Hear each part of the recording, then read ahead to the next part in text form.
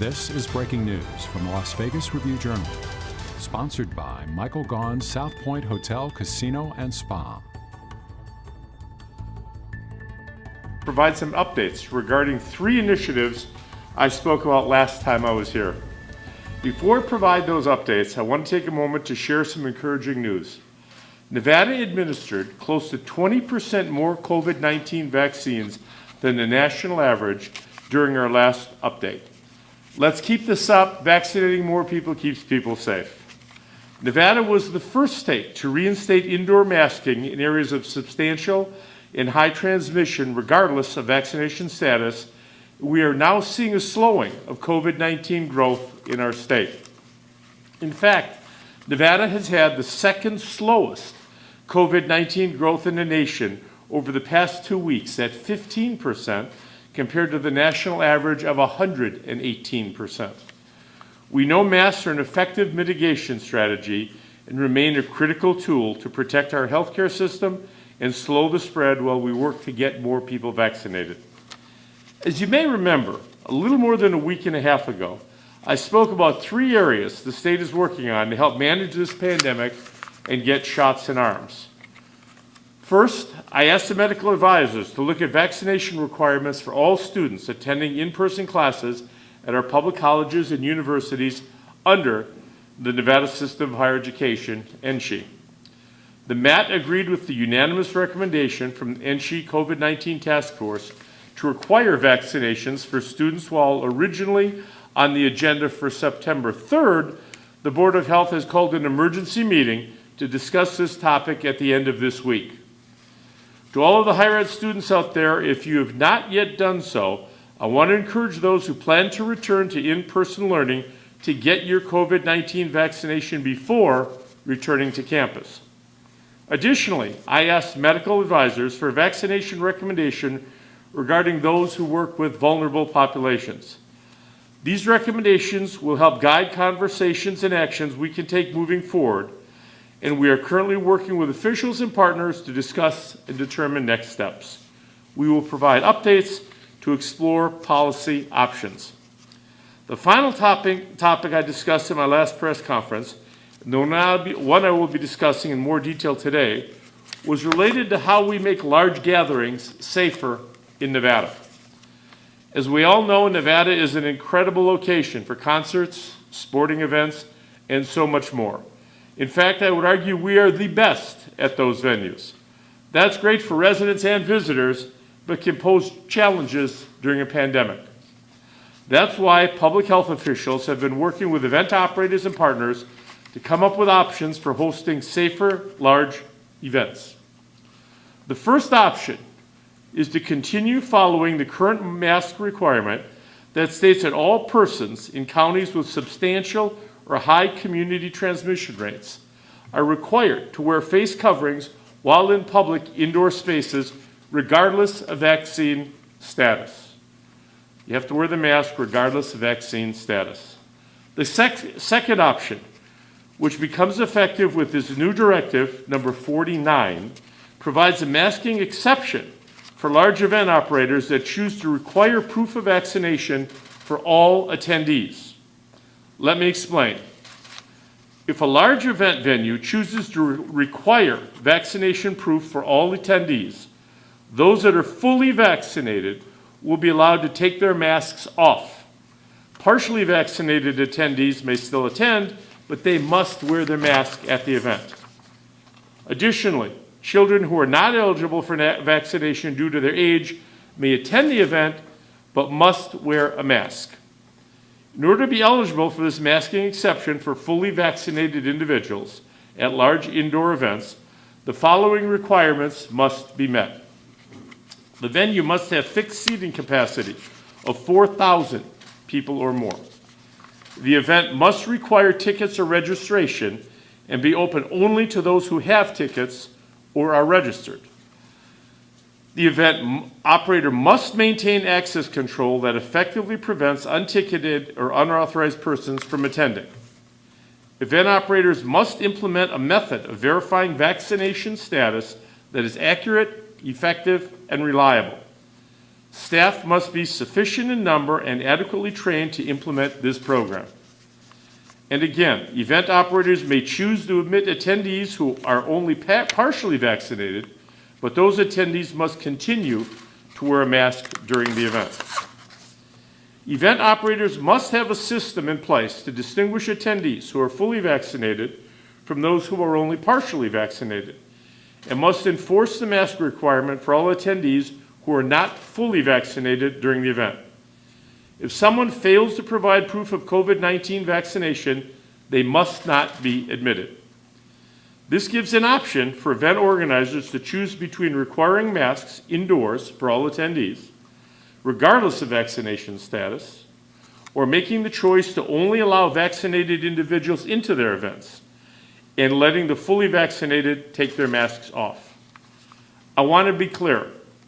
This is not a requirement to show proof of vaccination to attend a large event. This is not a mandate. It is an optional exception to the general mask requirement if the event operator chooses to require proof of vaccination for all attendees. We're giving our private sector partners the choices and flexibility to lead in this area. And I'm so proud of the many that have already begun leading. We've seen many Nevada event operators and businesses in the last 2 weeks step up and make decisions to increase vaccination rates and thus the safety of their employees and their guests. We know that for these policies to be successful, it takes public sector action, the private sector and the general public to work together and to get it right.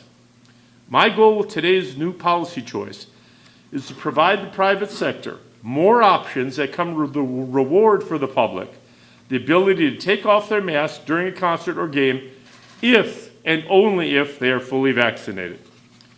And of course, we hope that this helps get more Nevadans vaccinated so that we can get out of this pandemic. That's why state health officials stand ready to work with the event operators to stand up vaccine opportunities at these event sites to give all attendees every chance to get their shot and attend the event. Again, at this time, this directive applies to large ticketed gatherings and venues with fixed seating over 4,000 or more, and locations where venue and event operations can effectively control access to the event to make sure tickets or registration is adequately verified.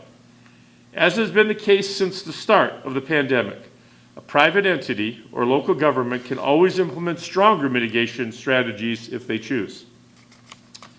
To the smaller venues and businesses out there who are interested in having this option available to them, I want to make sure you know that I share that goal. As we implement this policy for our largest venues, please know we'll be working to expand this option to every venue and business in the state. We'll be reaching out to our chambers of commerce and other partners to make sure we get this right as we work to expand the option. The emergency directive and more guidance will be released later this evening. Thank you for all of you for being here. I want to remind Nevadans that it's easier than ever to get the COVID-19 vaccination. The vaccines are free, they're safe, and they're effective. Visit nvcovidfighter.org to find a clinic near you. I would now be happy to take a few questions. Go ahead. Thank you. Thank you for taking my question. Continue with Channel 3. So I just want to clarify, I know some places are saying if you're vaccinated, you can come to the event, or you have to show proof of a negative test. In those cases, what happens when you have both the groups? Does that mean that the vaccinated individuals can take their masks off and the non-vaccinated who have the negative test must keep them on? And if that's the case, how do you monitor who's... No, that isn't what happens here. What this is if the venue chooses that everybody will be vaccinated, everybody in the event, not a negative test, everybody in the event will have initiated their vaccine, then this option would be available to them. With exception to children who are not eligible to get the vaccine. They would be required to maintain wearing a mask at all times, but there would be an exception for them, yes. Okay, anyone under the age of 12? Correct. Okay, thank you. Ken at the 18th. Governor, thanks. For those who might confuse this, if there's a distinction between this and a vaccine passport, please address any differences in that. This is an option that we're making available to our businesses. If they choose to go down path A, they can maintain what we have right now, the status quo, which is everybody has to wear a mask at all times inside the venue. If they choose to go down path B, it requires that everybody be vaccinated. At least they have their initial dose. If they have the initial dose, they have to wear their mask. But if everybody is vaccinated, they can take off their masks. So not a vaccine passport? No, not a vaccine passport. We'll go with Dana, and then, I'm sorry, I don't know your name, but we'll go with Dana first. Governor, do you really think that a policy like that could be adequately enforced? And given, at the game the other day, there was a mask mandate in place and it was not being enforced at all. How do you possibly enforce something like that without many people in a show setting, a concert setting or something? Well, I wasn't at the event, but I saw your comments that it wasn't enforced, and I don't know. This would eliminate that enforcement problem.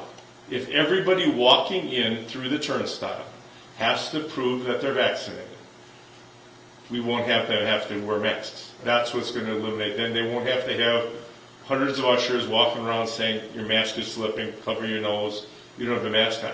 This would give the event operator an option. They can go down one path and have to enforce the rules, go down path B and have people be able to take their masks off. And still enforce people who are there who are not vaccinated and have to wear their masks, though, right? There won't be people there that are not Well, I vaccinated. thought you said that there are people who are not vaccinated could still come but not. But No. have to wear their masks. If they choose option B, everyone going into the stadium will have to have received at least their first dose. And no, there is another option where people who would still be able to come even if they are not vaccinated, but just wear a mask? No, there would not be that option. If the venue, for example, a football game, decided they want to pursue option B for public safety reasons and for their own business interests and have everybody vaccinated, and they say that you have to have initiated your vaccine, either your first one, you can get your first one in the parking lot, we're trying to put up vaccination sites there for them, or you're fully vaccinated. You can do that. If you don't have a vaccine, your first vaccine, you want to go to the game, you can't go. Even if you're not fully vaccinated, you could go in and not wear a mask? Yeah, if you're not fully vaccinated, if you get to the game, for example, and you're not vaccinated, and I say, look, you can go over to that tent and get your first vaccine. And you go over to that tent, you get your first vaccine, and you come back. You can now attend the event with your mask on. But once you've been fully vaccinated, which is 2 weeks after your second dose, then we don't have to wear the mask. So my question is, how do you police a situation like that where you have a hybrid audience? Some fully vaccinated, not masks, some not fully vaccinated wearing masks? That will be up to the venue operator. We'll have to come up with a plan that they can identify the difference between the two of them. Now, whether that's through a wristband, it's through some other technology, that would be up to them. They'd have to present us with a plan. Okay, so my original question is, do you think that that kind of a scenario could adequately be enforced? I do. Okay. I do. And I think that it's going to encourage a lot of people to get that vaccine, both the first and the second dose. They're going to say, I want to take my mask off and go to the Raider game, so they're going to go over and get the vaccine. And 2 weeks later, they might do it begrudgingly. They're going to go get their second vaccine. So that's the hope. Sorry, we'll go, I'm sorry, I don't know your name back here, and then we'll come Ricky. John Donald from KTNB. Lamping Elementary School in Henderson announced that they're going distance learning for 2 weeks because of COVID exposure. I mean, what level of danger has to exist to push an entire school to do something like that? And what does that mean for all schools in the near future if that kind of thing keeps happening? That authority was relegated to the school districts in the local areas, so I'm aware of the situation. I just became aware of the situation late this afternoon that they had Lampin Elementary School, so confident that the Southern Valley Health District, working in concert with CCSD, will be able to resolve the situation in Charlotte, North Carolina. Kyle, thanks, Governor. Thanks for the question. Just to add a little bit more onto that, onto what the Governor said. So within the Department of Health and Human Services, they put out guidance recently for the return of in-person learning that outlines exactly what the criteria would look like for a full quarantine of students at a school, and it mirrors a lot of what is in the CDC recommendations as well. We'll go Ricky and then Sean. MGM today announced that they would require all their workforce to be vaccinated. Do you foresee other private businesses doing this, and do you encourage it? I certainly encourage and thankful to MGM that they're doing it, that they're requiring. Vaccines are the only way out of this. We used to have masks and hand sanitizer and social distancing. Now vaccines are a way out of this pandemic. So if they're requiring that for their employees, I think it's absolutely terrific, and I encourage any employer to look at that option, yes. We'll go Sean and then Mary. With this directive, you've mentioned Raider games tonight. Have any large venue operators expressed interest in a plan like this one?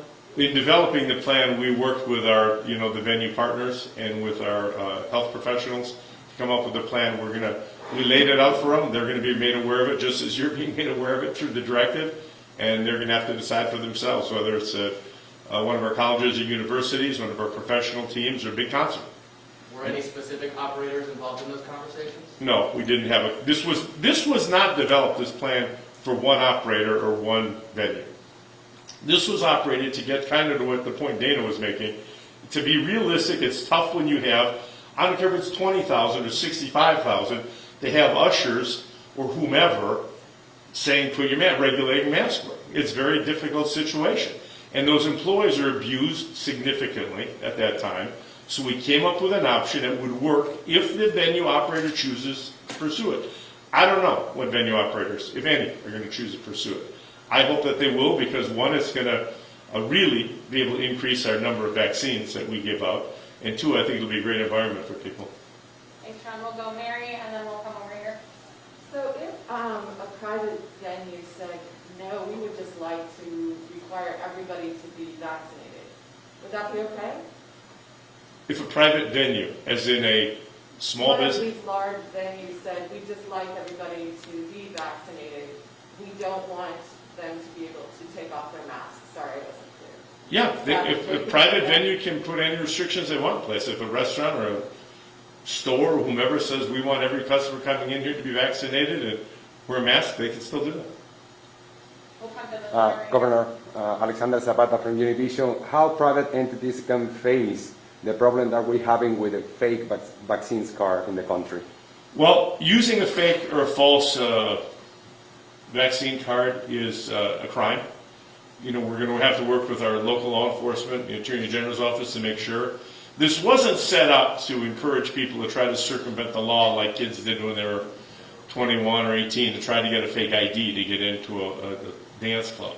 This is done to protect public health.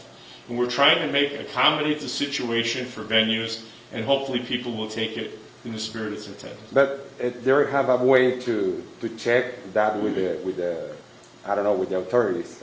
Well, without getting into the details that they're using for the verification process, it's their responsibility to make sure that people are fully vaccinated. It's James and then Drew and then we'll come back over. Thank you, Governor. James Schaefer with the Las Vegas Review-Journal. We've heard from small business owners that get very concerned whenever there's an update from your office, saying they're concerned that the next update might cost them their livelihoods. Can you speak to the easing, the furthering, or the staying of restrictions for small businesses and try to put their minds at ease?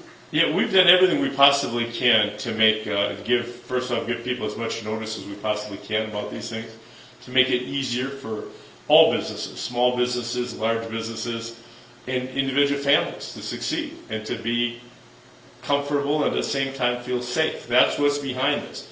If you don't want to do this, no small business has to worry about complying with this.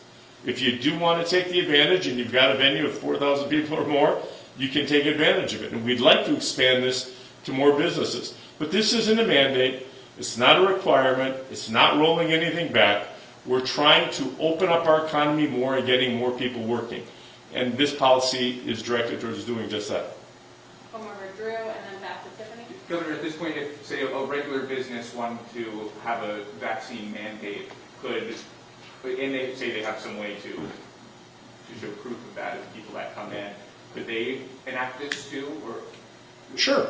Any small business can enact a vaccine mandate. Where they don't have to wear No. they don't have to wear a mask? No. We have a mandate in place that businesses indoors have to wear a mask. This is an exception, and it's being done on a hopefully experimental, successful basis, and we're going to see how this works. If it's successful, could that maybe lead to something like that happening in smaller businesses? It would be, I tell you what I'd like to see is have absolutely everybody get vaccinated and everybody get rid of these masks. That would be terrific, and I'd be the first one leading the parade, encouraging that. Yes, there's a possibility that with time we can expand this. and to see how it works. It's a little more difficult for a small business who doesn't have the resources or the wherewithal to do the verification. That's why we're starting at this level. Come over to Tiffany. Governor Sisolak, with this moving forward this option, is there any concern that some large venues might say, we might be able to make more money by just not following this? And then part two of that question, if they decide not to do this, how do you move forward with making sure that people are wearing masks? Because as we mentioned, we've seen people in full crowds not wearing masks, and I'm assuming not every single person at the event is vaccinated. Well, it's difficult to enforce any mandate. I think everybody is aware of that. I'm certainly aware of that. We understand that.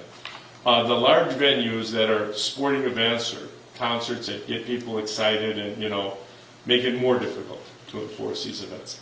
I believe in my heart that these businesses want to keep their employees and the general public as safe as possible. Now, I understand that they want to make money. They're in the business of making money. I get that. But they also might realize, to get to your point, that they can sell more tickets. If people know they're going there, everybody in that stadium is vaccinated, and they can take their mask off. That might be an incentive to get people to buy a ticket as opposed to an obstacle to buying a ticket, and we're hoping that's the way it works. We'll go to Orko here, and then we'll probably pull it to close. Thank you, Governor, for taking my question. Is there a point where, obviously this is an option for those larger venues, is there a point where you'll make this option a mandatory requirement, and is there a perceived threshold for that? Yeah, no, I don't want to get into what, benchmarks and, tripping points that, we'd go to something different. I am hopeful. This is cutting edge. There's no other venues in the country that are doing this. This is something that we think will work. We're confident it's going to work. I think it's going to keep people safe. I think it is going to get more people wanting to go to an event because they know that when they walk in that arena or that stadium, everybody's vaccinated. Now, will there be the outlier who's trying to use a fake card and trying to circumvent the system? Certainly. Hopefully that's going to be small and far and few between, and they'll be prosecuted for doing so. But the goal is that it'll be a safer event, a safer venue, and if you get to that football game, if you want to go watch your relatives play football, and you get there and they say, that, not assuming they did implement the policy, and I don't know if they will implement the policy, and the person at the ticket taker says, hey, look, I'm sorry for you to get in. Do you have a vaccine? You say no. You're going to say, well, I'm sorry you can't come in. And then they say, but if you go over to that tent and you get your first vaccine, you can come on back. You can come in the game, and you have to wear your mask. But after you're fully vaccinated, you won't have to wear your mask. I feel personally it's going to encourage a lot of people to go over to that tent or that trailer and get the vaccine. And that's what this is about, is getting more people vaccinated. Governor, you want to do one more from Sure. here in the back? Governor, you just said it's about getting more people vaccinated. Is it also about getting more venues to require vaccination? Well, I'm doing everything we possibly can. I don't know if we're requiring it, but I encourage the private sector, as brought up previously with MGM. They require that their salaried people, that all new hires are vaccinated. I hope that more businesses require their front-end staff and their back of the house and whatnot to be vaccinated. It's the best way to keep everyone safe and to stomp out this virus. And, we're running against the clock here in order to do that. And any idea that somebody has that could get their employees or customers, if they choose to get vaccinated, I think that's great, and I encourage them to do that. Governor, have any venues already alerted you that they'd like to do this and plan on doing this? No, they have not. No, I don't know we haven't put out the directive yet. It'll be going out in a couple of hours, and they'll have to decide for themselves whether it's best or not. Okay. A quick question about timing, image. A few weeks ago, we were talking about the World Cup, Soccer World Cup, and we talked about the folks who weren't masked there. Raiders game was 2 days ago, so this is in response to that? I don't want to say it's in response to that necessarily, but I was aware of the pictures that folks mentioned that I saw of those events and talked to the operators of those venues, and we exchanged opinions and ideas, and this is what we came up with. Your opinion was what about? My opinion is relying on our health professionals and our scientific information. That I'm a realist. Again, I understand that it's difficult in a venue of 20 or 65,000 people to keep people masked up. I get that. They get excited. Somebody scores a touchdown. They start cheering. I totally understand that. There's a great song playing. They take off their masks and want to start singing. I get that. I totally understand. We're trying to do everything we can to make sure that they can do that safely. And that's by everybody in that venue being vaccinated. Michelle, if you can add anything. No, just to reiterate and a reminder, a week and a half ago when the governor gave his press conference is when we laid out that this is going to be an area that the governor wanted state public health officials to look at. That included, again, large gatherings.